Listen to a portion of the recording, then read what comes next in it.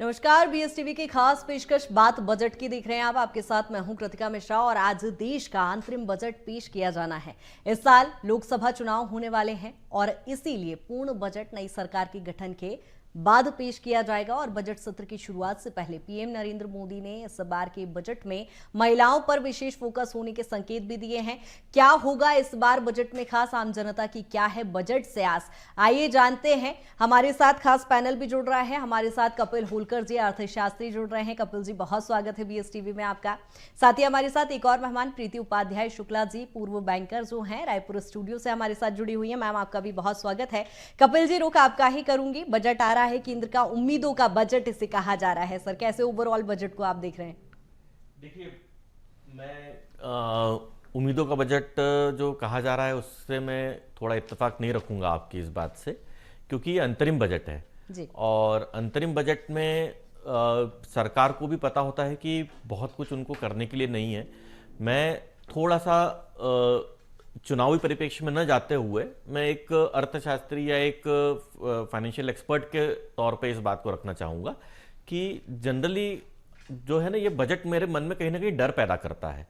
डर कैसे पैदा करता है कि जब भी इलेक्शन मोड में गवर्नमेंट होती है तो कहीं ना कहीं वो ऐसे वादे करने की प्रयास करती है या ऐसे फ्रीबीज बांटने की कोशिश करती है जो उनको इलेक्शन में फायदा दे। बट जहां तक मैं इस वर्तमान सरकार को समझता हूं, वर्तमान सरकार को देखता हूं, शायद ये बजट में कोई बहुत ज्यादा चेंजेस होंगे नहीं, क्योंकि जो बात की गई है, जिस तरह से 4 जातियों का वर्णन किया है प्रधानमंत्री मोदी ने, महिला, गरीब, किसान और युवा, तो ये बजट इसके आसपास होगा। अब सवाल यह है कि क्या कुछ फ्रीबीज दी जाती हैं? अगर दी जाती हैं तो ये इकोनॉमी के लिए इस वक्त सही नहीं होगा, क्योंकि ऑलरेडी हमारा डेट टू जीडीपी रेशो काफी बढ़ा हुआ है। मतलब हमने अपने जीडीपी के कंपैरिजन में काफी उधार लिया हुआ है। तो मुझे लगता है कि इस बजट की रूपरेखा, और सरकार भी इस चीज को समझती है, तो इस बजट की रूपरेखा जो होगी वो ज्यादातर उसी के आसपास होगी, क्योंकि अगले 2 महीने में या 3 महीने में इलेक्शन डिक्लेयर हो जाएगा, उसके बाद फिर संपूर्ण बजट आएगा। तो मेरा मानना है कि कोई बहुत बड़ा आपको डिविएशन या कोई बहुत बड़े ऐसे नए घोषणाएं या योजनाएं इसमें दिखेंगी नहीं। बिल्कुल, हमारे साथ प्रीति जी भी बनी हुई है। प्रीति जी, चूंकि आप एक खुद महिला हैं और महिला वित्त मंत्री हमारी जब बजट पेश करेंगी, महिलाओं को खासा उम्मीद है और प्रधानमंत्री ने भी जिस तरह के संकेत दिए हैं कि विशेष तौर पर कहीं ना कहीं महिलाओं पर फोकस रहेगा, आधी आबादी चूंकि कही जाती है। देखिए कृतिका जी, ये बात सच है कि महिला होने के नाते, शायद महिला वित्त मंत्री जी के साथ साथ महिला राष्ट्रपति होने के नाते उम्मीदें बढ़ जाती हैं। और ये गलत इसलिए हो जाता है कि जब उम्मीदें ज़्यादा बढ़ती हैं तभी जब इस तरह का धोखा होता है हमारे साथ तो ज़्यादा तकलीफ देता है। इसलिए इस बजट से इस बार हम तो पूरी तरह ना उम्मीद में बैठे हैं। कपिल जी ने अभी बहुत से टेक्निकल रीजंस बताए, पर उसके उन टेक्निकल एक पॉइंट उन्होंने सही बोला, उसमें हम ऐड करना चाहते हैं कि देखिए, ये सरकार तो वैसे भी पलटीबाज सरकार है। आप चाहे कृषि कानून ले लीजिए, हिट एंड रन ले लीजिए, तो ये मोदी जी कहते हैं कि महिलाओं के लिए, आधी आबादी के लिए, लेकिन 70 करोड़ महिलाएं आज गैस के दाम 1150 जो हो गए हैं उससे पीड़ित हैं। 70 करोड़ महिलाएं परेशान हैं पेट्रोल डीजल के बढ़ते हुए दाम से, बढ़ते हुए महंगाई से। और उन 70 करोड़ के खुद जो पढ़ी लिखी उसमें महिलाएं हैं, बेरोजगार बैठी हैं, उनके घर में भाई है, उनके रिश्तेदार है जो बेरोजगार बैठे हैं, और ये सरकार कुछ भी करते हुए नजर नहीं आ रही है। अगर कुछ कर रही है तो दिख रहा है कि जहां पर गाजा में एक युद्ध छिड़ा हुआ है, वहां पर हमारे नौजवानों को भेजा जा रहा है। अग्निवीर जैसी लाई जाती है स्कीम, जो दरअसल एक तरह से अपमान है हमारे युवाओं का कि हम इससे ज्यादा उम्मीद ही नहीं कर सकते। अगर युवाओं को, महिलाओं को सोचना है तो इतना इस स्तर तक ही सोचना, उसके आगे की तुम्हारी सोच ही नहीं हो सकती, क्योंकि ये सरकार सिर्फ अमीरों को और अमीर बनाने के लिए काम कर रही है। आप ऑक्सफैम का equity report, inequality authority report निकाल के देख लीजिए, दिन पर दिन ये गैप बढ़ते चला जा रहा है। तो इस सरकार से, इस बजट से और साथ में ये बात ध्यान में रखते हुए कि अंतरिम बजट है, यहाँ कुछ भी उम्मीद नहीं है हमें कुछ खास।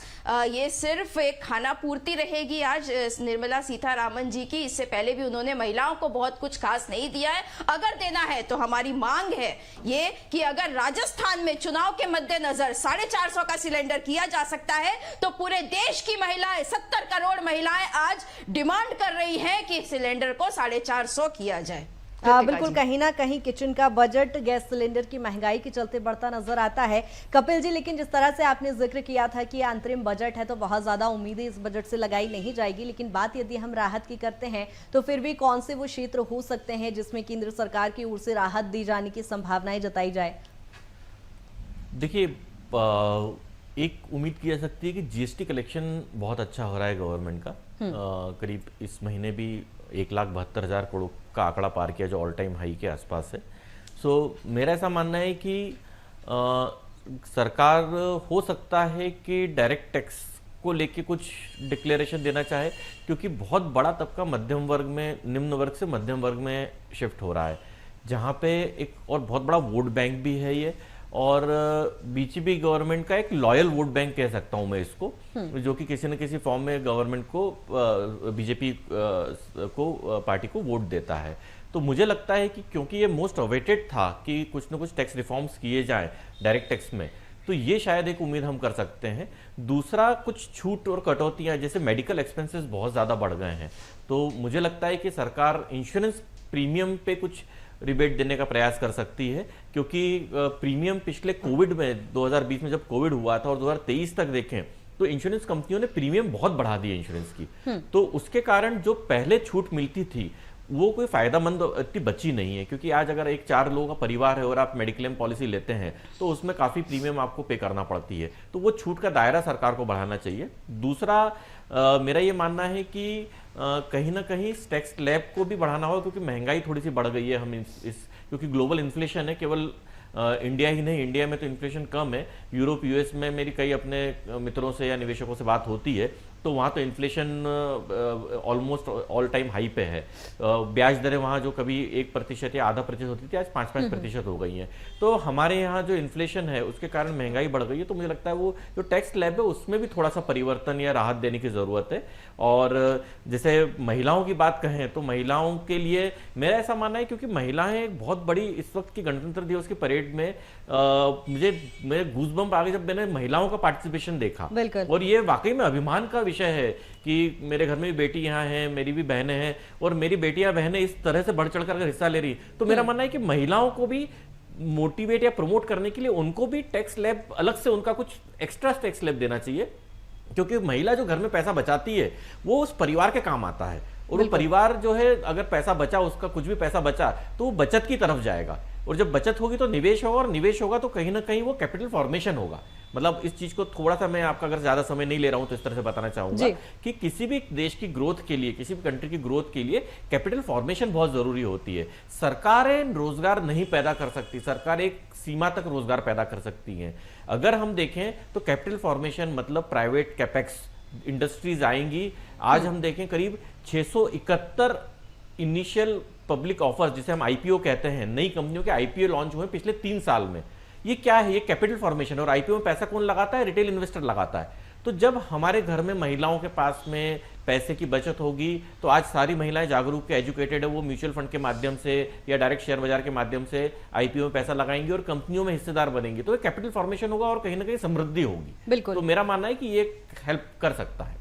बिल्कुल प्रीति जी, इसी से जुड़ा हुआ मेरा सवाल, क्योंकि जब से हमने देखा 2019 के बाद, जब 2019 में तो बजट आया ही था उसके बाद, लेकिन कोविड जैसी महामारी के बाद से हमने देखा स्टार्टअप के क्षेत्र में भी कहीं ना कहीं बढ़ावा मिला है, और खास तौर पर महिलाओं की चूंकि बात कर रहे हैं, महिला उद्यमी ज्यादा तौर पर हमें देखने को मिली। तो ऐसे में क्या लगता है आपको इस बजट से महिला उद्यमियों के तौर पर यदि हम देखें तो क्या कुछ राहत मिल सकती है इस बजट में? देखिए नहीं, उम्मीद आप पूछेंगे तो नहीं, लेकिन जरूरत है, बहुत ज्यादा जरूरत है। देखिए महिलाएं इसी इकोसिस्टम में काम करती हैं। कपिल जी ने जो एक बात कही कैपेक्स की, नो डाउट, लेकिन जीएसटी इसी को रिलेट कर रहे हैं। जो दूसरी बात उन्होंने कही, जीएसटी बढ़ते जा रहा है। इंडिया आज भी कंज्यूमर इकोनॉमी ही प्राइमरीली है, प्रोड्यूसर इकोनॉमी में उसका काउंटिंग नहीं होता है वैसा। और क्योंकि हमारा पॉपुलेशन बढ़ते जा रहा है, कंजम्पशन बढ़ते जा रहा है, तो जीएसटी, क्योंकि हर एक नागरिक जीएसटी पे करता है, हर चीज, चाहे वो एक पेन खरीदे या एक बिस्किट खरीदे। तो देखिए ये बातें कि जीएसटी बढ़ रही है, ये डायरेक्टली किसी इकोनॉमी के ग्रोथ का डायरेक्ट इंडिकेटर भी नहीं है, क्योंकि कैपेक्स वाली जो बात कही वो डेफिनेटली इंपॉर्टेंट है। और अब आपके प्रश्न पे आए कि महिला उद्यमियों के लिए अलग से प्रोत्साहन, देखिए ये हमेशा से इंडिया में एनकरेज करने की कोशिश की गई है, आज 70-77 सालों में उठा के देखें तो। लेकिन पिछले 8-10 सालों में टैक्स स्लैब की जो बात हो रही है, आपका 80C का लिमिट, उसे 8-10 सालों में कोई खास चेंजेस नहीं है। अगर हम पिछले कुछ इयर्स को देखें, बात हो रही थी डायरेक्ट टैक्स को रिफॉर्म की, इतना ज्यादा कॉम्प्लिकेटेड हो गया है, न्यू रिजीम, ओल्ड रिजीम, लोग कंफ्यूज्ड है। और इनफैक्ट न्यू रिजीम अगर आता है कभी भी टैक्स का, तो इट शुड बी सच कि उसको लोग प्रेफर करें। लेकिन यहाँ वो न्यू रिजीम केवल उन लोगों के लिए फायदेमंद है जिनका इनकम, एनुअल इनकम में भी 7.5 लाख से कम हो, उसके ऊपर कोई खास फर्क ही नहीं पड़ रहा है। तो देयर इज ये जो कॉम्प्लिकेशंस है, लोग इतने कंफ्यूज रह रहे हैं, चाहे वो डायरेक्ट टैक्स हो, जीएसटी के मामले में तो आज तक हम बता रहे हैं आपको, कृतिका जी अभी सुबह ब्रेड लेने गए पड़ोस के दुकान में, वो फिर आज वही परेशान की बात, जब हमसे मिलते हैं तो अरे क्या बताऊं, इस बार रिटर्न फाइल करने में 2 दिन की देरी हो गई, लग गया पेनाल्टी। मतलब किराना दुकान जो ब्रेड जैसी छोटी चीजें बेच रहा है, उन्हें तक दिन भर जीएसटी की चिंता करनी पड़ रही है, पेनाल्टी पे पेनाल्टी दे रहे हैं। मतलब हर एक नागरिक को यहाँ चार्टर्ड अकाउंटेंट बनने की आवश्यकता है। तो डॉक्टर इंजीनियर की पढ़ाई छोड़ दे, वो अब टैक्स की पढ़ाई करे, जीएसटी के रूल्स को समझे। मतलब ये एक मजाक बना के रख दिया है मोदी सरकार ने, निर्मला सीतारामन जी ने पूरे चीजों को कॉम्प्लिकेट कर दिया है। नागरिक इसकी बजाय कि वो एक प्रोडक्टिव चीज में अपना टाइम दे, उसकी बजाय वो इन चीजों में टाइम इन्वेस्ट करते हैं। बिल्कुल मैम, जीएसटी को लेकर भी यहाँ पर चर्चा करेंगे। कहीं ना कहीं बजट से जिस तरह से आप कह रही हैं बहुत ज्यादा उम्मीद नहीं है, लेकिन इसका एक सकारात्मक पहलू भी देखने की बहुत जरूरत है, इस पर लंबी चर्चा करेंगे। लेकिन यहाँ पर बजट को लेकर डिप्टी सीएम विजय शर्मा ने भी बीएसटीवी से खास बातचीत की है। उन्होंने कहा है पुरानी चाय के स्टॉल में चाय पीने वो पहुंचे थे, दरअसल इसी दौरान उन्होंने चर्चा की है। बीएसटीवी से खास बातचीत में क्या कुछ उन्होंने कहा वो भी आपको सुनवाते हैं। भी आज बजट भी पेश होना है, तो क्या कुछ बजट में रहेगा, क्या कुछ चाहेंगे? केंद्र का बजट भी आना है, कैसा लग रहा है इस बार बजट, कैसा आएगा? निर्मला सीतारमण जी का 6वीं बार वो बजट प्रस्तुत कर रही हैं, और उनका बजट मतलब अब तो दुनिया लोहा मानने लगी है ना। तो क्या लगता है सर, लोगों के हित का रहेगा बजट?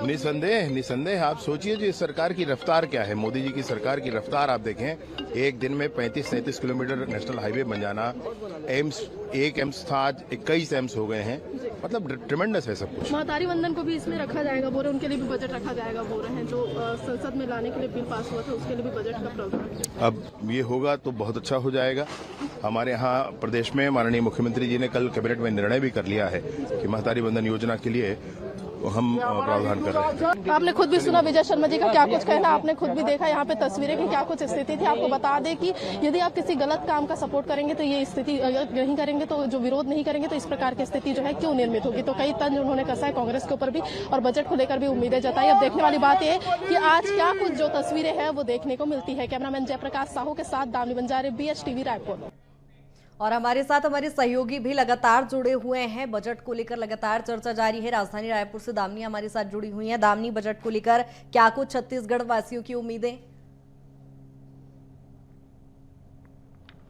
देखिए, आपको बता दें कि आज बजट पेश होना है और ऐसे में काफी उत्साहित जो है यहाँ की आम पब्लिक भी नजर आ रही है, क्योंकि कहीं ना कहीं इनकी भी उम्मीदें जो है इस वर्ष के बजट से जुड़ी हुई है। आपको बता दें कि एक महिला के रूप में निर्मला सीतारमण जो है वो दूसरी महिला होगी जो कि एक वित्त मंत्री के रूप में जो है अपना बजट पेश करेगी। इससे पहले प्रधानमंत्री इंदिरा गांधी जी ने अपना बजट पेश किया था और ये पहली महिला है जो 6वीं बार अपना बजट पेश जो है वो करने जा रही है। आंतरिक बजट ये होगा और आप देख सकते हैं कि मेरे साथ कुछ लोग हैं, लोगों का क्या कुछ कहना है, कैसे वो किस प्रकार से बजट को देखते हैं, कितना खास कारगर बजट इस बार का साबित हो सकता है, सीधे हम लोगों से ही चर्चा करते हैं, उनसे ही जानते हैं उनका क्या कुछ जो है बजट को लेकर कहना है। सर, आज बजट पेश होना है, क्या उम्मीदें हैं, कितने खरा उतर पाएंगे? खरा तो खैर पहले तो नहीं बोला जा सकता कि कितना खरा उतरेगा, लेकिन हमारी उम्मीद यही है कि हम चाहते हैं कि बजट में एजुकेशन और हेल्थ को बहुत सामने रखा जाए, ताकि हमारा देश जो है एजुकेशन और हेल्थ के मुकाबले में आगे बढ़ सके और पूरे वर्ल्ड में नंबर 1 पे आ सके।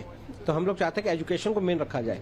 सर, आज बजट पेश होना है, कितनी उम्मीदें हैं, किस सेक्टर में ज्यादा जो है ध्यान देने की आवश्यकता सरकार को है, आप लोग क्या मानते हैं? भाई देखिए, जो बजट आ रहा है अच्छा ही आएगा, हर साल अच्छा ही आता है, और मोदी जी जो कर रहे हैं मे भी कुछ अच्छा ही करेंगे।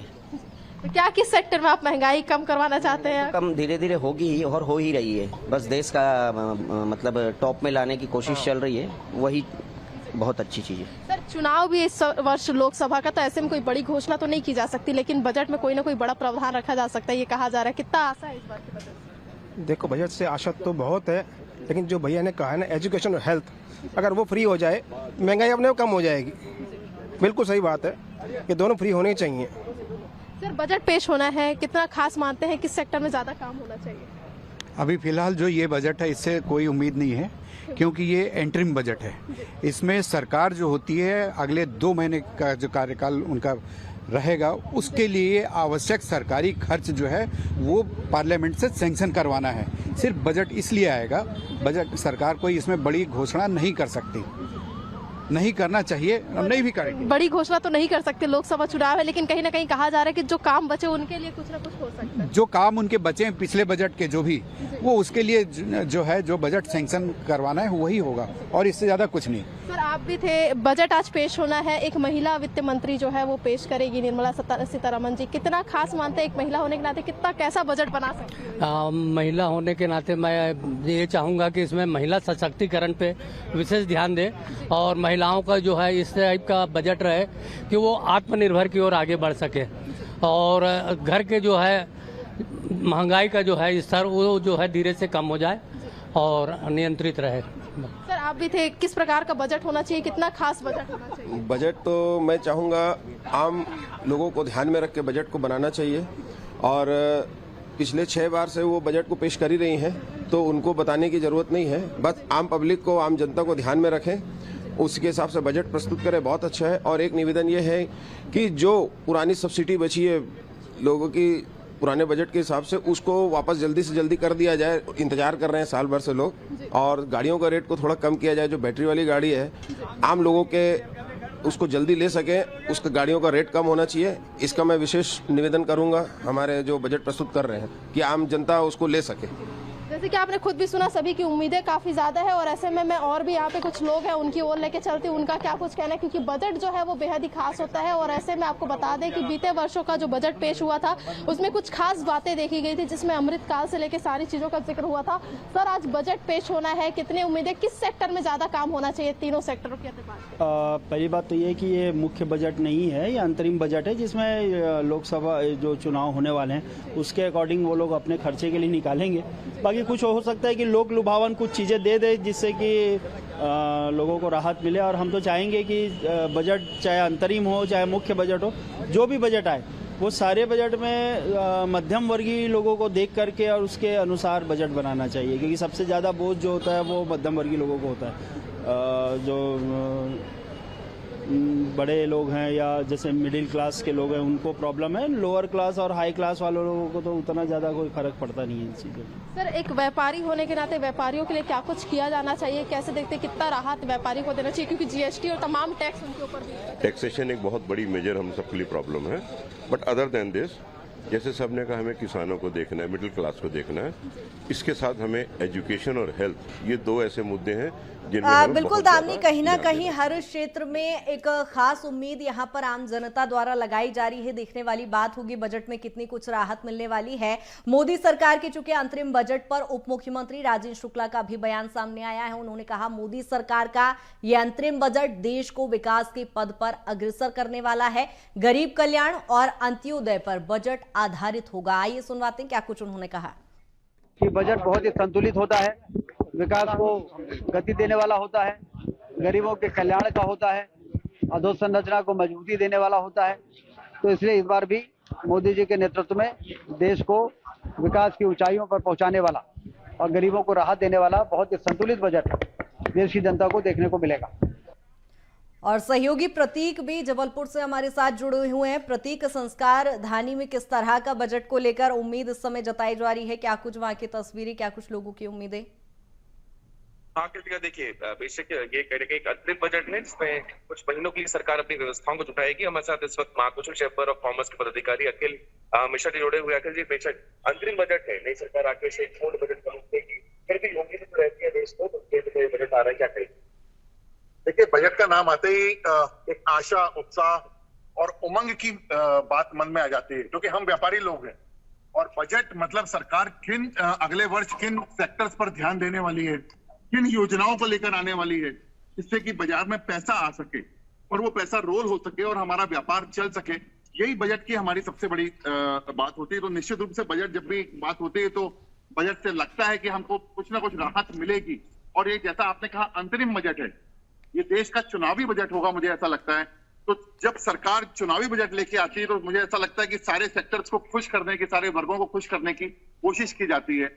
हम व्यापारी वर्ग हैं, हमें लगता है कि हमको भी वोट बैंक समझ के सरकार हमारे लिए भी कुछ ना कुछ योजनाएं लेके आए। और मैं व्यापारी वर्ग में खासकर मध्यम और छोटे वर्ग के व्यापारियों की बात कर रहा हूँ, उद्योगपतियों की बात नहीं कर रहा हूँ, क्योंकि कोविड के बाद से यही वो सेक्टर है, यही वो वर्ग है जो बहुतायत में है, देश में करोड़ों में है और उसको राहत नहीं मिल पाई है किसी भी स्कीम से, किसी भी योजनाओं से। तो ऐसी उम्मीद करते हैं कि निर्मला सीतारमण जी हमारी ओर भी जरूर से ध्यान देंगी। ठीक है, आम जनता तो केंद्र के बजट से समझती है कि स्लैब में आखिर क्या बदलाव हो रहा है। यदि एक आम लेमैन अगर समझे तो भाई कितनी आय पे छूट रहेगी, ये वो व्यक्ति समझता है। ओल्ड रिजीम, न्यू रिजीम, क्या और बेहतर होना चाहिए? देखिए, मुझे तो लगता है कि ओल्ड रिजीम हो चाहे न्यू रिजीम हो, ये एक माइग्रेट करने की प्रक्रिया चल रही है गवर्नमेंट की। कोई भी रिजीम हो, अगर आम जनता को सपोर्ट मिलता है नई रिजीम से तो निश्चित रूप से जनता खुश होगी। स्लैब में उसका वो बढ़ता है, अगर 7 से 8 लाख रुपए जाता है, 9 लाख रुपए जाता है तो जनता खुश होगी, क्योंकि वो पैसा बचेगा, वो टैक्स का पैसा बचेगा। और टैक्स का पैसा जो बचता है तो मुझे ऐसा लगता है कि एक आम धारणा है कि आदमी अपने उन्नयन के लिए उस पर खर्च करता है और वो पैसा बाजार में आता है, वापस से वो साइकिल होता है। तो निश्चित रूप से गवर्नमेंट को इस ओर ध्यान देना चाहिए और मुझे लगता है कि निर्मला सीतारमण जी इस ओर जरूर से ध्यान देंगी। महाकौशल की बात करें, चूंकि केंद्र का बजट है तो मध्य प्रदेश के साथ साथ महाकौशल को कैसे देखें, क्योंकि भौगोलिक तौर पे कैपिटल सेंटर है पूरे इंडिया का, तो लॉजिस्टिक हब की बात एक लंबी समय चल रही है। बिल्कुल, लॉजिस्टिक हब की बात महाकौशल चैम्बर ऑफ कॉमर्स बहुत पहले से उठाता चला आ रहा है। 2017 में जब ये जुलाई में जीएसटी को लागू किया गया था तो ये देश के मध्य में स्थित हमारा जबलपुर है और चूंकि वन नेशन वन टैक्स पूरे देश में हो चुका है तो लॉजिस्टिक हब के लिए सबसे उपयुक्त जगह अगर कोई है तो वो हमारा जबलपुर है। और अगर केंद्र सरकार यहाँ लॉजिस्टिक हब के लिए योजनाएं लेकर आती है, बड़े बड़े कॉर्पोरेट्स को लेकर आती है, तो निश्चित रूप से हमारे महाकौशल और जबलपुर का आर्थिक विकास होगा, जो लंबे समय से हम प्रतीक्षा कर रहे हैं, ये हमारे प्रदेश में पिछड़ता जा रहा है।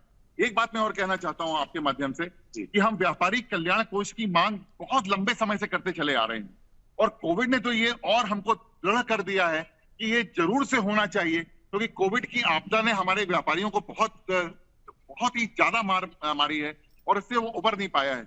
अभी अपने जीवन यापन के लिए संघर्ष कर रहा है, अपने व्यापार को बढ़ाने के लिए नहीं, बल्कि उसके संस्थान में जो कर्मचारी हैं उनके परिवारों को पालने के लिए भी और अपने परिवार को पालने के लिए वो संघर्ष कर रहा है। तो निश्चित रूप से एक व्यापारी कल्याण बिल्कुल प्रतीक, यहाँ पर साफ तौर पर यही कहा जा सकता है कि इस बजट से खासा उम्मीदें आम जनता को है, लेकिन थोड़ी ही देर बाद वो देखने वाली बात होगी राहत भरा कितना ये बजट होता है। हमारे साथ मेहमान भी लगातार बने हुए हैं। कपिल जी, जिस तरह से आपने भी लोगों का वक्तव्य सुना, चूंकि बार बार हम जिक्र कर रहे हैं अंतिम ये बजट है, बड़े पॉलिसी चेंज इस बार कुछ होना नहीं है, लेकिन फिर भी यदि हम देखें तो आम जनता की उम्मीदें भी बहुत ज्यादा है। लेकिन ऐसे में यदि कुछ क्षेत्र को लेकर हम बात करें, जिस तरह से आपने भी जिक्र किया गरीब, युवा, महिला वर्ग पर फोकस किया जाएगा, तो उसी लिहाज से देखें और एक राजनीतिक दृष्टिकोण से भी यदि हम पूरे बजट पर नजर डालें, चूंकि लोकसभा चुनाव भी सामने है, क्या लगता है इस बार लोक लुभावन भी ये बजट हो सकता है, राहत भरा बजट हो सकता है? बिल्कुल, देखिए आपके व्यूअर्स को समझने के हिसाब से मैं बता दूं, वित्त मंत्री महोदया का बजट जो है वो 2 भागों में होगा जनरली। पहला भाग जो होगा वो होगा आपका इकोनॉमिक रिलेटेड क्या सरकार मेजर लिए हैं, क्या उसका इम्प्लीकेशन रहा है पिछले 1 वर्ष में, और उसके बाद में कैसे आगे फाइनेंसेस को मैनेज किया जाएगा। दूसरे पार्ट में आपके और मेरे काम की चीज़ होगी कि कहाँ टैक्स रिफॉर्म्स किए जाएंगे, कहाँ किस तरह से छूट दी जाएगी। मुझे लगता है कि जो इस बार प्रयास किया जाएगा वो, क्योंकि महंगाई बढ़ी हुई है, तो किसी न किसी कुछ ज़रूरी वस्तुओं पे जीएसटी को कम करने का प्रपोजल रखा जा सकता है। दूसरा, किसानों के लिए मुझे लगता है सस्ते कर्ज और उनके जो इक्विपमेंट्स है उनको और कैसे सस्ता किया जाए उस पर काम हो सकता है, क्योंकि इलेक्शन ईयर है और एक बहुत बड़ा वोट बैंक किसान जो है यहाँ पे है। तीसरा, मुझे बहुत उम्मीद है कि महिलाओं के लिए कुछ विशेष इस बार वित्त मंत्री करेंगी। ऐसा मुझे लगता है कि एक बहुत बड़ा वोट बैंक है और एक कहीं ना कहीं मैं ये चीज़ कोट करना चाहूँगा कि वो इस गवर्नमेंट का लॉयल वोट बैंक है। जहाँ पे जिस तरह से जो मैं लोगों से मिलता हूँ रोज़मर्रा की ज़िंदगी में अपनी, तो वो कहीं ना कहीं एक लॉयल वोट बैंक है। और मुझे लगता है ये इनकी जिम्मेदारी, नैतिक जिम्मेदारी है कि जो आपके साथ इतने लॉयल रहे हैं, जिन्होंने 5 वर्ष आपको सत्ता में लेके आए थे, उनको आपको वादे पूरे करने चाहिए। जहाँ तक सवाल इंडस्ट्री का है, सरकार एक PLI स्कीम लेके आई थी, प्रोडक्शन लिंक इंसेंटिव स्कीम, जिसमें कि जितना ज़्यादा आप यहाँ हिंदुस्तान में बनाएंगे उतना ज़्यादा आपको इंसेंटिवाइज किया जाएगा। उसके तहत मैन्युफैक्चरिंग सेक्टर को बहुत ज़्यादा बढ़ावा मिला है और वो स्कीम का फ़ायदा कई क्षेत्रों में, इलेक्ट्रॉनिक्स में तो खासकर पहुँचा है। इसके अलावा एक और चीज़ जो सरकार ने करी थी, 2019 में कॉर्पोरेट टैक्स कम कर दिए थे।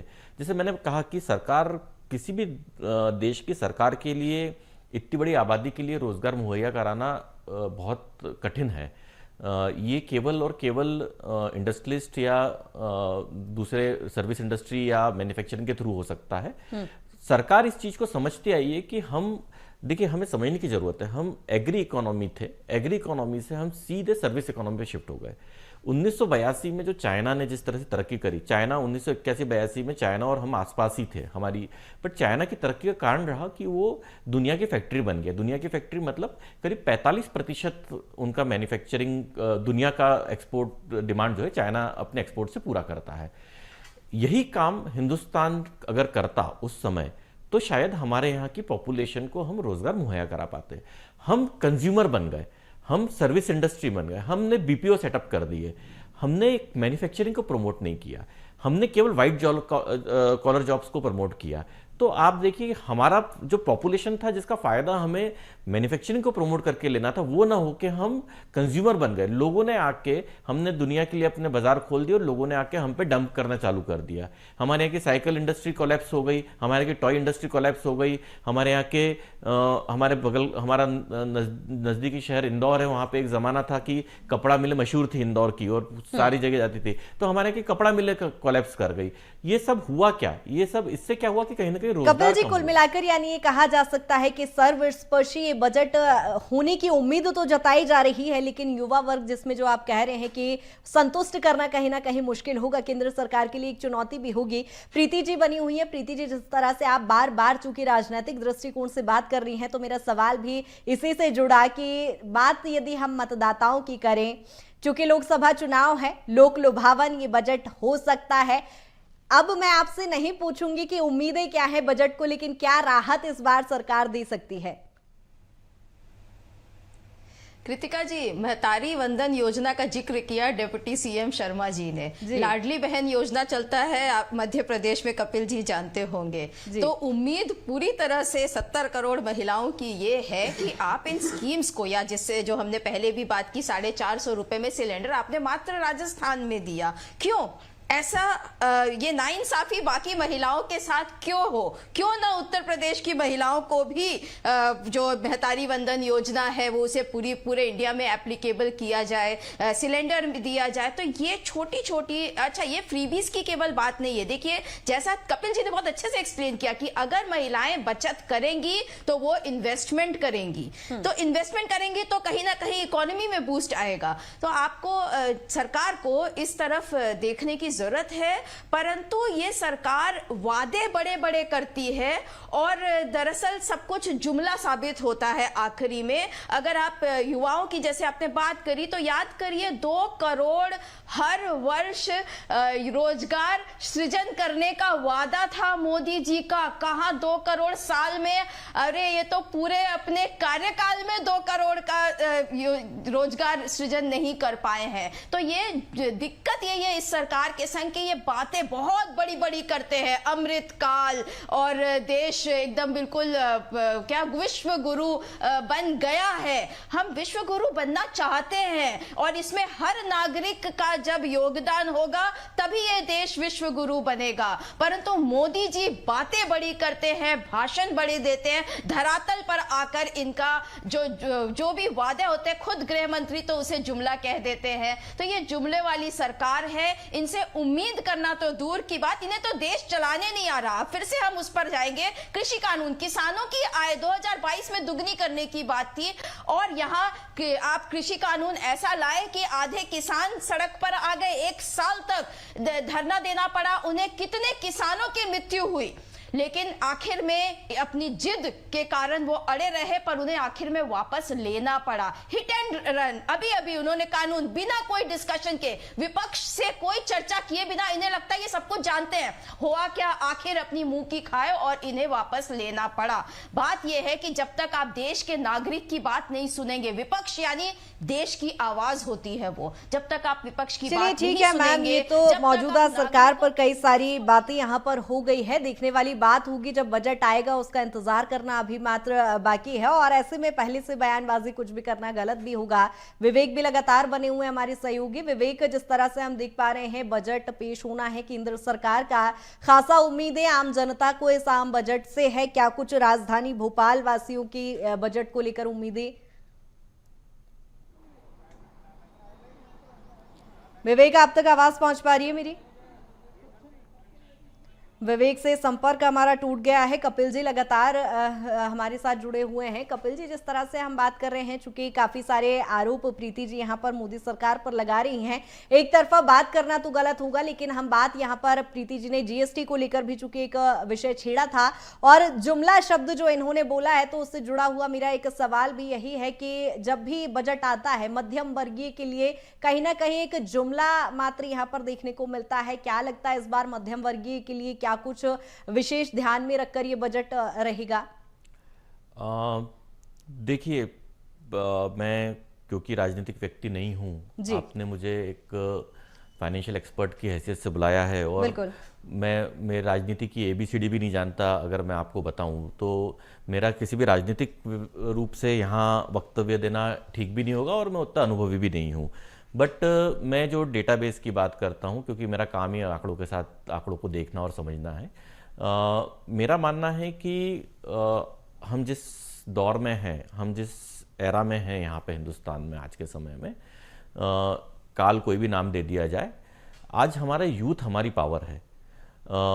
आज सरकार कोई भी हो, इरिस्पेक्टिव ऑफ दैट, सरकार की पॉलिसीज का इम्पैक्ट तो होता ही है, नो डाउट, बट इस यूथ का जो एस्पिरेशन है ये इस कंट्री को ड्राइव कर रहा है। बिल्कुल। आज मैं खुद, क्योंकि मेरा पब्लिक डोमेन में मैं बहुत जाता हूं, बहुत लोगों से मिलता हूं, जो स्वाभिमान, क्योंकि मैं भी उस उम्र में उस दौर से निकल चुका हूं, मैं भी उस यूथ यंग एज से गुजर चुका हूं, जो स्वाभिमान, जो एस्पिरेशन लेवल आज के यूथ में मैं देखता हूं वो पहले कभी मैंने देखा नहीं। अब हमारी जनरेशन में तो नहीं था वो। तो सवाल ये है, जिस कंट्री का यूथ इतना स्वाभिमानी होगा, स्टार्टअप्स, वो आज देखिए छोटे से लोगों दिखते हैं, एमबीए चाय वाला, मैं मिलता हूं, जाके बात करता हूं, किसी काम में शर्म नहीं है करने के लिए। महिलाएं रेस्टोरेंट्स में जा रही हैं, एंकर आपके यहाँ मैं देखता हूं मेजोरिटी ऑफ महिलाएं दिखती हैं, जो किसी समय में मेल डोमिनेंट प्रोफेशन होता था अगर देखा जाए तो ये यूथ इस इकोनॉमी को ड्राइव करेगा। और आज हमारा जो आंकड़ा आ रहा है कि 2030 तक हम $7 ट्रिलियन की इकोनॉमी होंगे, तो वो होंगे क्यों? क्योंकि हम एक बहुत बड़ा एस्पिरेशनल लेवल है। अगर आप, मैं यहाँ पे बात करूं, एक डेटाबेस की बात करता हूं मैं, जस्ट मैं भी, आप जब बात कर रहे थे तब उस डेटाबेस पे मैं देख रहा था, लोअर क्लास मिडिल क्लास की बात हो रही थी और क्यों मैं मध्यम वर्ग को खुश करने की जरूरत है उसकी बात मैं कह रहा हूं। क्योंकि 2005 में मध्यम वर्ग जो हमारी ओवरऑल पॉपुलेशन का था वो 23% था। 2018 में वो 33% हो गया और एक डेटा के अनुसार 2030 तक वो 34% हो जाएगा और अपर मिडिल क्लास बढ़ के 44% हो जाएगा। 2018 में 21% था, तो 20% की बढ़ोतरी होगी अपर मिडिल क्लास में। और ये अपर मिडिल क्लास होगा जो बाजार में जाके पैसा खर्चा करेगा, जो बाजार में जाके रोटी कपड़ा और मकान के ऊपर की बात करेगा। तो सवाल यहां पे ये है कि हम जब बजट की बात करते हैं, जब हम इकोनॉमी की बात करते हैं, तो हमें ये समझना होगा कि हमारी इकोनॉमी को बूस्ट कहां से मिल रहा है।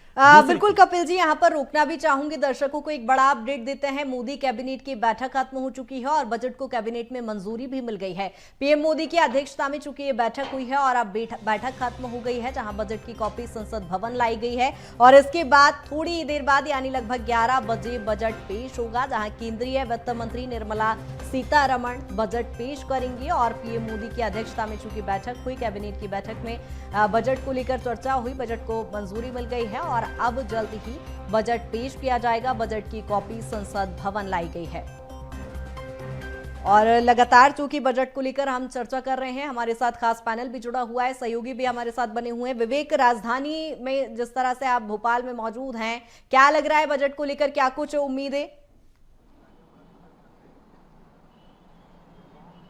बिल्कुल कृतिका, बजट को लेकर जो लोग हैं उन्होंने कहीं ना कहीं मन बना लिया है, क्योंकि लोकसभा चुनाव है और लोकसभा चुनाव के पहले जिस प्रकार से मोदी सरकार का जो बजट आ रहा है, तो कहीं ना कहीं आम लोगों के लिए कि खुशी की बात है और कहीं ना कहीं तमाम जो बड़े ऐलान हैं वो इस बजट पर होते हुए दिखाई देंगे।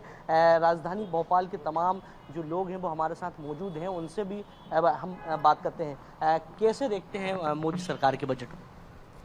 मोदी सरकार का बजट वैसे भी काफ़ी अच्छा रहता है, लेकिन पर हम चाहते हैं कि इसमें कुछ जो बेसिक नीडें हैं उनमें कुछ रियायत और देनी चाहिए। अभी ज़रूरत है, क्योंकि बहुत सारी चीज़ें हैं, महंगाई ज़्यादा होने के कारण जो आम आदमी है उनका जो बजट है उस लेवल पे बहुत सारी चीज़ उस लेवल से ऊपर चली गई है, मतलब महंगाई ज़्यादा बढ़ गई है और वो उतना अफोर्ड नहीं कर पा रहा। तो कुछ ऐसा बजट पेश करें कि जो बेसिक नीड की चीज़ें उनको थोड़ा सा उनमें ज़्यादा बजट रखें, ताकि लोगों को ज़्यादा से ज़्यादा उनमें सुविधाएं मिल सके। जैसे बहुत सारी आप बेसिक ज़रूरतें होती हैं, जो शिक्षा हुआ, आपका हेल्थ हो गया, आपका ट्रैवल्स हो गया, आदमी जाना आना रहता है आदमी को, दूसरा पेट्रोल हो गया, डीजल हो गया, आपके जो कहना चाहिए गृहिणी के लिए हो गया। तो जो आपका राशन है, तो राशन में भी कुछ ऐसा हो कि जिसमें जितनी महंगाई है थोड़ा उसको भी लेवल में लाया जाए। ये सब चीज़ें हैं, ये सब तमाम चीज़ें हैं जिनको थोड़ा और स्थिर करना चाहिए। अभी इनमें बहुत ज़रूरत है इनको और लेवल में लाने के लिए जो आम आदमी की अप्रोच पे हो।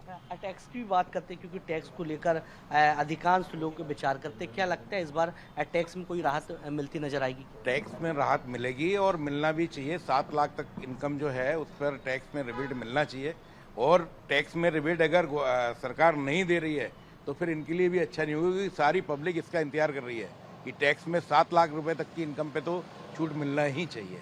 युवा भी हमारे साथ है, रोजगार एक बड़ा मुद्दा रहता है हमेशा विपक्ष का। क्या लगता है रोजगार के अवसर बढ़ेंगे? और बिल्कुल रोजगार के अवसर बढ़ना चाहिए। खासतौर से भोपाल में हॉस्पिटल और कॉलेजेस तो काफ़ी हैं, लेकिन इंडस्ट्री के नाम पर भोपाल के युवा आज भी अदर स्टेट या अदर डिस्ट्रिक्ट वगैरह में जाना पड़ता है।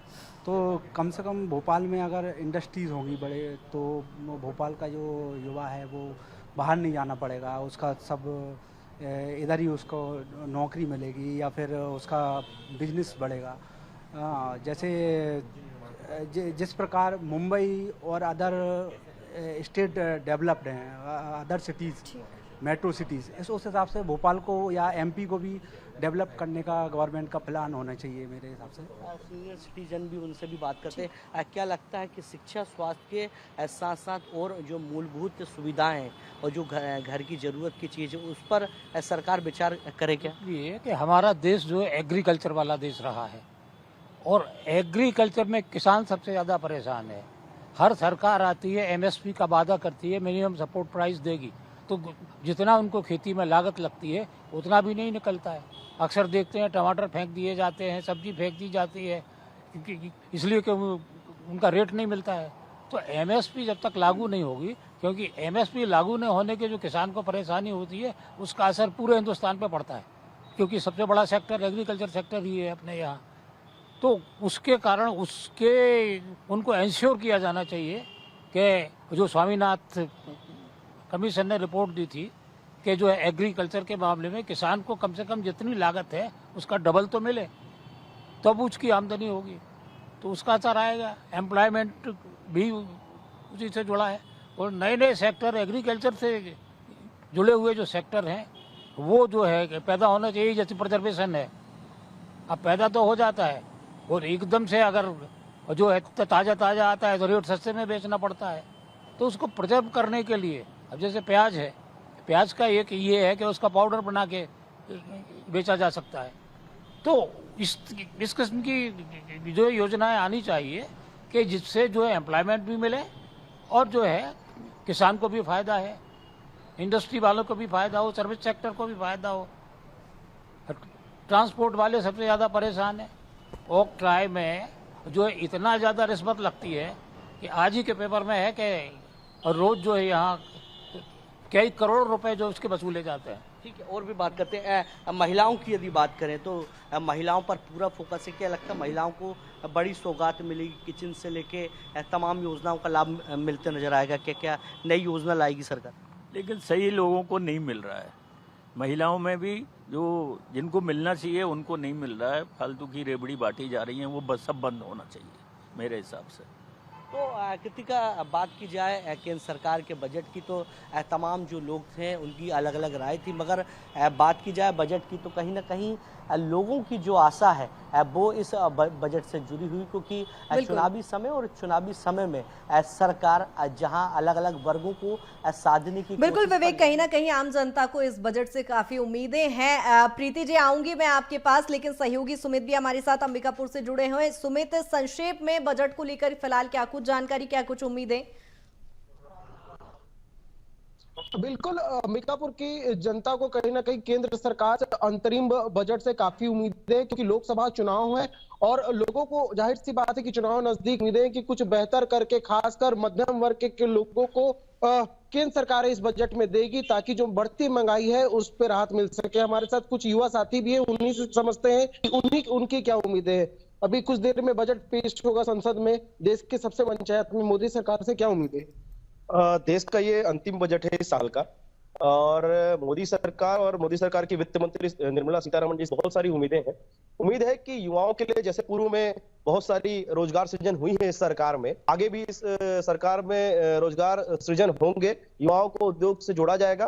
पर जो सरकारी रिक्त पद हैं उनको भरने के लिए कोई नई स्कीम लाई जाएगी, ऐसा उम्मीद हम सभी इस बजट से कर रहे हैं। किसानों के लिए भी कुछ योजना जिससे और किसानों को उन्नत फसल में लाभ मिल सके, ऐसा हम रखते हैं। और महिलाओं के लिए भी जैसा हमने सुना है कि कुछ नई महिला सशक्तिकरण के बिल आने हैं, उस पर भी बहुत सारी उम्मीदें हैं कि महिलाओं के लिए भी कुछ अच्छा इस अंतरिम बजट आएगा। क्या लगता है आपको, क्या कुछ होना चाहिए बजट में? देखिए, नया बजने वाला है और हमें और पूरे देशवासियों को उम्मीद है सब अच्छा होगा, सभी वर्गों का ख्याल रखा जाएगा बजट में और देशवासियों के पक्ष में ये बजट होगा। यहाँ पे एक महिला सुबह से ही यहाँ पे ठेला पे चालू कर, क्या कल क्या रही है? पहले हम आलू चप तल रहे हैं, आलू चप बना रही है। ये बताइए कि आज बजट पेश होगा, केंद्र सरकार बजट पेश करेगी, क्या उम्मीदें हैं? सस्ता करेंगे, रेट में गिराएंगे, हमारे गरीब दुखिया ये खा रहे हैं रोड में, भाई कुछ तो कम करेंगे तभी ना, है ना। तो इसलिए हम लोग कहना चाह रहे हैं कि जितना हो सके वो चीज करें। और ऊपर से ये है कि हमारे बाल बच्चे पढ़ लिख के बेरोजगार बैठे हुए हैं, हम बेरोजगार हैं, मेहनत करके पढ़ाई लिखाई, हमको कुछ बेनिफिट नहीं मिल रहा है। तो इसलिए हमको इस यहाँ की हमारा बाल बच्चा को कुछ ना कुछ काम मिलना चाहिए, है ना। आप यहाँ पे ठेला पे ये सामान बेच रही है और नाश्ता बेच रही है, रसोई गैस का क्या, गृहिणी भी है, रसोई गैस भी कम होना चाहिए। हमको इतना महंगा में क्या पोसाई पड़ेगा, कुछ नहीं पड़ रहा है। हमारा रोजी रोटी में भाई कुछ कम करेंगे तबे तो चलेगा, गैस में ही लग जाएगा तो क्या जिएंगे, क्या खाएंगे हम, है ना। अभी बात है कि आरक्षण नहीं हटा रहे हैं तो इसमें हमारा बाल बच्चा को बेनिफिट नहीं मिल रहा है, तो आरक्षण सब मान कर दे, हटा दे। बिल्कुल सुमित, कहीं ना कहीं आम जनता को यहाँ पर बहुत ज्यादा उम्मीदें हैं, लेकिन थोड़ी ही देर बाद वो तस्वीर भी साफ हो जाएगी कि आखिर इस बजट के पिटारी में आम जनता के लिए क्या कुछ निकलने वाला है। प्रीति जी, एक आखिरी रिएक्शन और थोड़ा संक्षेप में। देखिए, कॉमन पीपल जिनका जिनका रिएक्शन आया, कॉमन बात है, खाएंगे क्या, बचाएंगे क्या, क्या कमाएंगे। तो महंगाई और बेरोजगारी और पढ़े लिखे अभी जो महिला बात कर रही थी, बहुत इंपॉर्टेंट बात उन्होंने कही कि पढ़े लिखे बच्चे बैठे हैं उनके बेरोजगार। कपिल जी ने अभी एक एस्पिरेशन, यूथ के एस्पिरेशन की जो बात की, IIM लखनऊ में 72 लोग वहां के जो ग्रेजुएट्स हैं वो अनएम्प्लॉयड है। IIM लखनऊ ने ऑफिशियली अपने एल्यूमिनाई को मैसेजेस भेजा है कि आप लोग अपने कॉन्टैक्ट्स के थ्रू इनके एम्प्लॉयमेंट के लिए कुछ करिए। We are talking about IIM। वहां के पढ़े लिखे ग्रेजुएट्स, जो वहां के MBA ग्रेजुएट्स हैं, उनको तक नौकरी के लाले पड़ रहे हैं या किसी तरह के रोजगार के। अगर उनके पास इतनी अच्छी अपॉर्चुनिटीज होती तो शायद वो बिजनेस अपना स्टार्ट कर रहे होते, लेकिन दिस इज द रियलिटी। आज महंगाई चरम पर है, आज युवा पढ़े लिखे बेरोजगारी से परेशान हैं और ये दो वर्ग ही इस देश के असली नॉट ओनली वोट बैंक है बल्कि मेजर पॉपुलेशन है। आज आधी आबादी और आपके युवा भी, जिसमें महिलाएं शामिल हैं। तो अराउंड 70% ऑफ द पॉपुलेशन इस सरकार से परेशान है। उम्मीद डेफिनेटली अपने सरकार से रहेगी, लेकिन मोदी सरकार इस पर खरी उतरी नहीं है और उतरती नजर भी नहीं आ रही है। बिल्कुल मैम, देखने वाली बात होगी इस बजट में युवाओं के लिए क्या कुछ होता है। कपिल जी, चूंकि बात युवाओं की निकली है तो और बजट की जब बात चल रही है तो शेयर मार्केट की बात करना जरूरी हो जाता है और 17% युवा पीढ़ी इस समय शेयर मार्केट में इन्वेस्ट करना ज्यादा प्रेफर करती है। क्या कुछ शेयर मार्केट को लेकर बजट में हो सकता है? देखिए, शेयर मार्केट में अगर मैं बात करूं तो बजट में सबसे पहले तो long term capital gain tax नहीं होता था 2018 तक। दिवंगत अरुण जेटली साहब ने 2018 में long term capital gain tax को 10% लेके आए थे। 1 लाख तक कोई टैक्स नहीं लगता था, 1 लाख के ऊपर 10% टैक्स लेके आए थे। उसके बाद बाजारों ने थोड़ा सा नेगेटिव रिएक्ट किया, बट मार्केट वापस उसके बाद चढ़े। मैं आपको बताऊं, जो शेयर बाजार है वो जीडीपी को प्रोजेक्ट करता है। हमारी जितनी बड़ी जीडीपी होती है उतना बड़ा शेयर बाजार होता है। अगर आज हम $3.5 ट्रिलियन की इकोनॉमी है तो हमारा शेयर बाजार भी उसके आसपास ही कहीं होता है। आज के समय में अगर आप देखें तो मैं कई ऐसे युवाओं को जानता हूं जो, और इन्वेस्टमेंट करने के लिए कोई बहुत बड़ी रकम की जरूरत नहीं है। लोग म्यूचुअल फंड के माध्यम से, आज काफ़ी युवा जो है वो कम मिनिमम 500 रुपये से भी इन्वेस्ट करके और शेयर बाजार में पार्टिसिपेशन कर रहे हैं और अपना कैपिटल फॉर्मेशन कर रहे हैं, कहीं ना कहीं से पूंजी का निर्माण कर रहे हैं। आज हमारे यहाँ पे ओवरऑल पॉपुलेशन का 17% जो है वो म्यूचुअल फंड्स के माध्यम से और इक्विटी मार्केट में पार्टिसिपेशन करता है। बट अगर हम डेवलप्ड कंट्री देखें, जैसे यूरोप या US अमेरिका की बात करें, तो वहाँ पे जीडीपी का 130% जो है वो शेयर बाजार का मार्केट कैपिटलाइजेशन, मतलब लोग इन्वेस्टमेंट करते हैं। सो ये एक बहुत बड़ा नंबर है, उनके कंपैरिजन में हम कहीं भी नहीं, और ये नंबर हमारे यहाँ पे बढ़ेगा। शेयर बाजार के लिए सीधा सीधा सरकार को मेरा मानना है कि जो long term capital gain tax है इसको हटा देना चाहिए, और उसके साथ साथ यहाँ पे जो देखिए, सरकार शेयर बाजार के लिए जो इनडायरेक्ट वे में कर रही है या जो करना चाहिए, वो किसी न किसी तरीके से नए स्टार्टअप्स को एक ऐसा प्लेटफॉर्म प्रोवाइड किया जाए जिससे कि वो कैपिटल मार्केट में एंटर हो सकें। ज़्यादा से ज़्यादा कंपनियां पूंजी बाजार में आए, जिससे वो बाजार की पूंजी मिले, सस्ती पूंजी मिले, वो बैंकों की पूंजी पे डिपेंड नहीं हो। जब वो अगर शेयर बाजार में IPO लेके आता है तो आपके मेरे जैसे बहुत सारे लोग उसमें इन्वेस्टमेंट करते हैं और वो कहीं ना कहीं उस बिजनेसमैन को पैसा मिलता है और फिर वो एक बड़ी छोटी कंपनी, मझोली कंपनी, बड़ी कंपनी के रूप में तैयार होती हैं। तो जैसे हम जोमेटो की बात करें, यहाँ में ऐसी बहुत सारी कंपनियां हैं जो छोटी छोटी कंपनियां होती थी किसी जमाने जब आई थी, एक स्टार्टअप्स होते थे, आज ये कई $बिलियन की कंपनियां बन गई हैं। तो ये कहीं ना कहीं इनमें जिन लोगों ने उस वक्त इन्वेस्ट किया उनका कैपिटल फॉर्मेशन हुआ, वो उन्होंने पूंजी का निर्माण किया।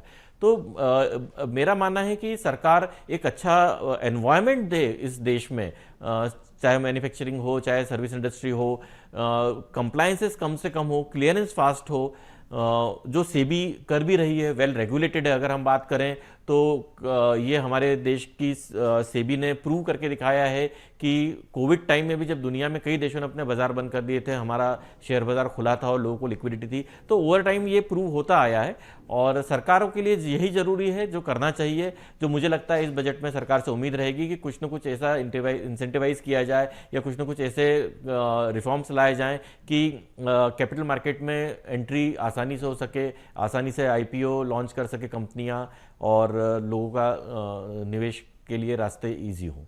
बिल्कुल प्रीति जी, चूंकि एक संवेदनशील विषय हो जाता है और बजट में जब बजट पेश हो रहा है तो हम बात कर लेते हैं हेल्थ सेक्टर को लेकर। क्या लगता है किस तरह का डेवलपमेंट हेल्थ सेक्टर में होना चाहिए, क्या कुछ प्रावधान बजट में होने चाहिए इसको लेकर? बिल्कुल कृतिका जी, हेल्थ सेक्टर में बहुत जरूरी है जो क्रिटिकल इलनेस है उसका कवर वाइड किया जाए। कैंसर जैसी बीमारियां, कुछ कीमो और इसके लिए मात्र 50,000, और स्पेशली अगर आप बात करें मिडिल क्लास की, अगर आप लोअर क्लास में आते हैं, आप बीपीएल में, तो आपको 5 लाख तक मिलता है आयुष्मान कार्ड में, लेकिन मिडिल क्लास जो है, जो मेजर चंक है, उनके लिए मात्र वो 50,000 हो जाता है और उनके पास खुद का इतना सेविंग्स भी नहीं होता है कि वो हेल्थ पे इतना खर्च कर सके। और हेल्थ इंश्योरेंस का प्रीमियम, जैसा पहले भी चर्चा में आया कि कोविड के बाद से बहुत बढ़ गया है। सो इसमें एक्सपेक्टेशन मेजर है और ये करना चाहिए। ये बहुत जरूरी है कि हेल्थ सेक्टर पे जो टैक्स डिडक्शंस है उसके भी लिमिट बढ़ाया जाए और आयुष्मान कार्ड पर लिमिट्स को बढ़ाया जाए, और क्रिटिकल इलनेस स्पेशली जो है, क्योंकि उसमें ज्यादा खर्च होता है। देखिए तो क्रिटिकल इलनेस के और दूसरी बात, छोटा सा एग्जांपल देंगे कैंसर का ही। अगेन आप अभी तक कीमोथेरेपी रखे हो, जबकि नई नई चीजें आ रही हैं आज कैंसर के रिसर्च में, इम्यूनोथेरेपी आ रही है और तरह तरह के जीन थेरेपी का बात हो रहा है। उन सब चीजों को अभी तक कहीं भी इंश्योरेंस में इंक्लूड नहीं किया गया, इंक्लूडिंग इंश्योरेंस कंपनीज जो हेल्थ इंश्योरेंस लेते भी उनका वेस्ट हो जाता है क्योंकि ये सब चीजें कवर नहीं है। तो इन चीजों को कवर करने की आवश्यकता है और इसके लिए जो हेल्थ इंश्योरेंस की कंपनीज हैं उनको इंसेंटिवाइज करने की जरूरत है। आयुष्मान कार्ड को ज्यादा स्ट्रेंथन करने का जरूरत है और ऑफ कोर्स हमारे गवर्नमेंट हॉस्पिटल्स जो असल में पूरे हेल्थ सेक्टर को संभालते हैं, जो कोर है, जहां पे जनता, देश की जनता जहां दरअसल जाती है, उन्हें उसमें इंप्रूवमेंट की आवश्यकता है और यहां उम्मीद है कि मोदी सरकार कुछ न कुछ हेल्थ सेक्टर में जरूर करे। बिल्कुल, कहीं ना कहीं ये संवेदनशील विषय है और देखने वाली बात होगी मैम, जब बजट पेश होगा तो इसमें हेल्थ सेक्टर को लेकर क्या कुछ होगा। लेकिन एक आखिरी रिएक्शन कपिल जी, संक्षेप में, चूंकि बीजेपी शासित राज्यों में मोदी की गारंटी पर चुनाव लड़ा गया, क्या बजट में उसकी झलक भी देख सकते हैं? देखिए, मोदी की गारंटी या इसके बारे में मैं कमेंट नहीं करना चाहूँगा, बट मैं यहाँ एक पॉइंट जो उसके अलावा एक नोटिंग में लाना चाहूँगा जो दर्शकों को जानना बहुत ज़रूरी है। आज हमारे कुल बजट का 20% हम अपने ब्याज चुकाने में लेते हैं। 205 लाख करोड़ का ब्याज है सितंबर 2023 तक का डेटा अगर मैं देखूँ तो सरकार के ऊपर। मेरी उम्मीद है कि सरकार इस ब्याज को कम कैसे करेगी, कैसे बोरोइंग्स को कंट्रोल करेगी अपनी, इस पे ध्यान देना जरूरी है। मोदी सरकार की गारंटी देते देते ऐसा ना हो जाए कि हम उधार ज़्यादा लेते जाएं, हमारा जीडीपी के डेट जीडीपी रेशो हमारा बढ़ जाए। आज ठीक है, हम दूसरे देशों के मुकाबले कम है, ये मैं तर्क दे सकता हूं यहाँ पे इस सरकार के पक्ष में, बट कहीं ना कहीं इस पे कंट्रोल करना जरूरी है। 80 करोड़ लोगों को हम मुफ्त का राशन 2020 से जो दे रहे हैं तो आज तक दे रहे हैं। मुझे लगता है कि कहीं ना कहीं मैं इसका विरोधी नहीं हूं, हर व्यक्ति को कम से कम खाने का अधिकार, छत का अधिकार है, बट क्या वो सही व्यक्ति तक पहुंच रहा है या नहीं पहुंच रहा है उसकी भी बिल्कुल कपिल जी, उसके लिए थोड़ी ही देर का इंतजार खैर करना होगा कि बजट में क्या कुछ पिटारा आम जनता के लिए खुलता है, किस तरह के लोक लुभावन वादे भी इसमें दिखाई देते हैं। कपिल जी बहुत शुक्रिया तमाम चर्चा के लिए। प्रीति जी आपका भी बहुत शुक्रिया तमाम चर्चा के लिए। दामिनी, विवेक और सुमित आपका भी बहुत शुक्रिया तमाम चर्चा के लिए।